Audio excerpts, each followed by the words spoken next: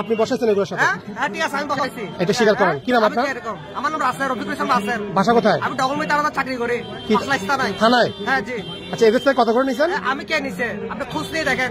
সত্যটা বলেন। আপনি খোঁজ নিয়ে দেখেন বলতেছি। আমি বলছি সত্যটা বলেন। আপনি খোঁজ নিয়ে কত করে জনপ্রতি কত করে নিছেন?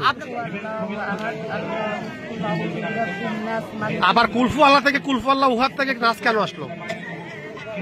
আপনি বললেন কুলফু আল্লাহ উহাদ, আবার কুলফু আল্লাহ নাচ। আপনি শুনেন, একটু বলেন, আসলে সত্যিটা বলেন। আপনি আমার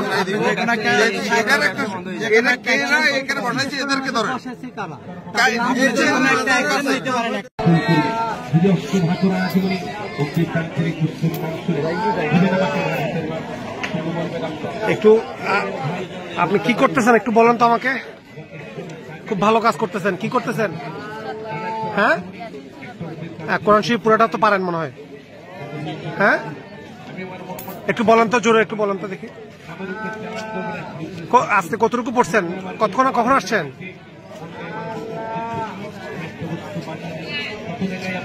আসছেন কয় ঘন্টা হয়েছে?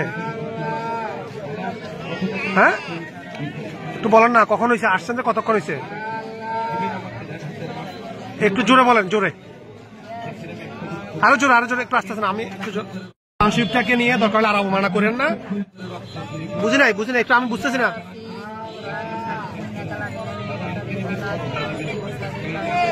হচ্ছে না তো, আপনার পড়া হচ্ছে না তো। একটু দাঁড়ান, আমাকে একটু ক্লিয়ার করে বলেন। প্রথম থেকেই আপনি সূরা কোরআন শরীফ আপনি পুরোটা পারেন? সত্যি করে বলেন।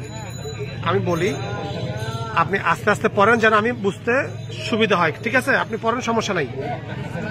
আস্তে আস্তে আস্তে পড়েন। আপনি কি কোরআন শরীফ পুরোটা পড়ছেন? আমার কথাটাকে উত্তর দেন। আপনি কি?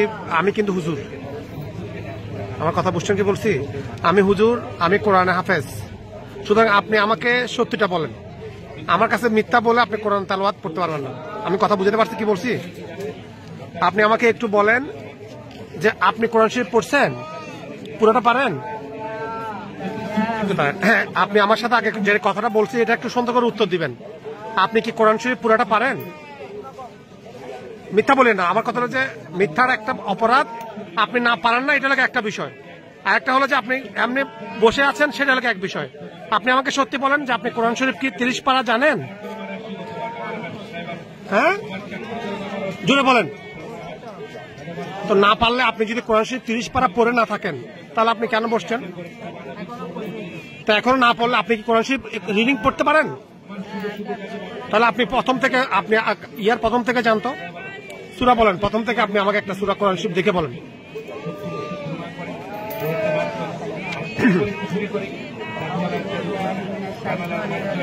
আস্তে, কোথায় শয়তানি রাজিম? আপনি কোথায় পড়তেছেন?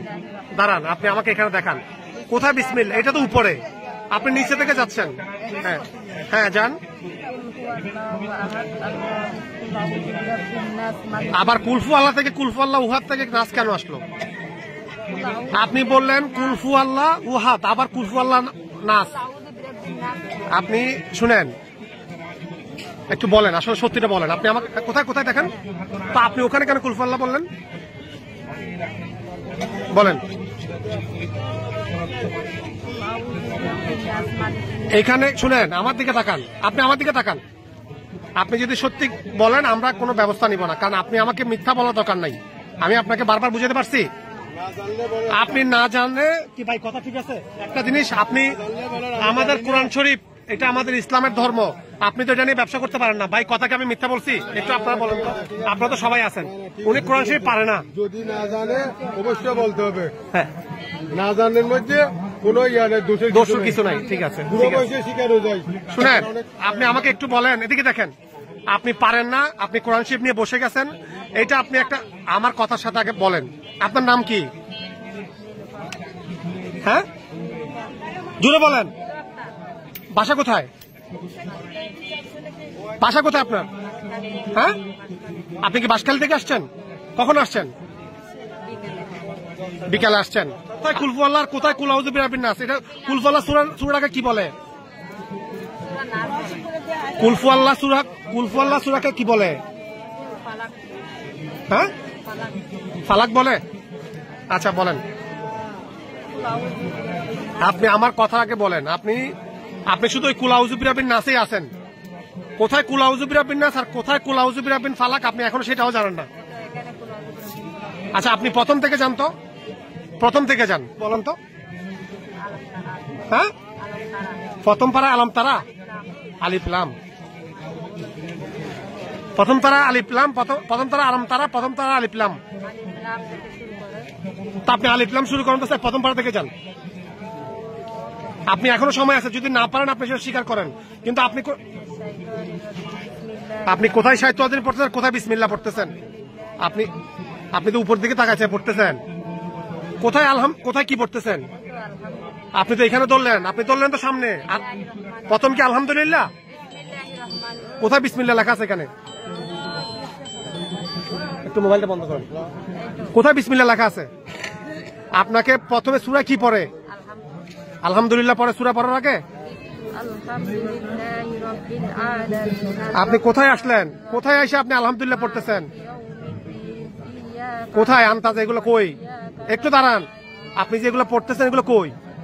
সূরা ফাতিহা কই? এটা কিসে আসছেন আপনি?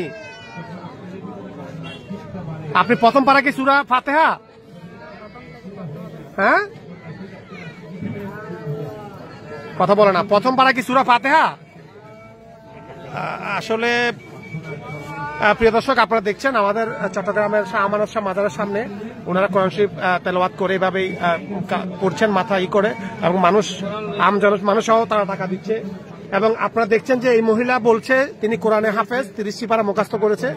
তিনি কোরআন শরীফ পড়তে পারে না, তিনি কোরআন শরীফে কয় পারা সেটাও বলতে পারে না, এবং কোরআন শরীফ প্রথম পারায় কি সেটাও বলতে পারে না। কোথায় আলহামদুলিল্লাহ, কোথায় আলিফলাম এবং কোথা থেকে শুরু করতে হবে সেটাও তিনি বলতে পারেন না। তিনি বসে আছেন, তিনি এখন আস্তে আস্তে বলতে শুরু করেছেন। তিনি এখন কোরআন শরীফ পড়েন নাই। আপনি সত্যিটা বলেন, আপনি এতক্ষণ বলছেন হাফেজ, এদিকে তাকান। আপনি বলছেন হাফেজ, হাফেজা 30 পারা আপনি মুখস্থ পারেন, তাহলে মুখস্থ পারলে আপনি কোরআন শরীফ তো দেখার দরকার নাই। আর আপনি যে এখানে আলহামদুলিল্লাহ পড়লেন, এখানে আলহামদুলিল্লাহ কোথায় একটু বলেন তো আমাকে। এটা কি আলহামদুলিল্লাহ? এটা কি? এটা কি? একটু ভাইয়া, একটু আমি একটু মানুষের সাথে কথা বলি, আমি আপনাদের সাথে কথা বলি, আমি সাংবাদিক হিসাবে আপনাদের একটু কথা বলি। আসলে দেখেন ভাইয়া, একটু আমাকে একটু বলেন, এই যে রাস্তার মধ্যে আপনারা দেখলেন আজকে একটা মুসলমান উম্মার সবচেয়ে বড় একটা শবে-বরাতের রাত, উনি দেখেন মুসলমানের কোরআন শরীফ সেটাকে নিয়ে ব্যবসা করতেছে। আমার দুঃখ সেটা না, উনি না পারলে মানুষ থেকে খুঁজে খাবে সেটা ঠিক আছে, বলবে ঠিক আছে। এখন মিথ্যা উনি পারে না, টোটাল জিনিসটা পারে না। এবং একটা কোরআনকে বলার জন্য উনি 100 বার বলছে, কিন্তু এটা তো মিথ্যা আসতেছে। মানে আমার কথা বুঝছে, মানে সূরা তিনি পারে না। তিনি একবার বলে আলাম তারা, তিনি একবার বলে আলহামদুলিল্লাহ, একবার বলে আলিফলাম। এটা তো আসলে উনি পুণ্যের চেয়ে পাপ বেশি হচ্ছে। এটা আসলে আমরা তো অন্ধভক্ত।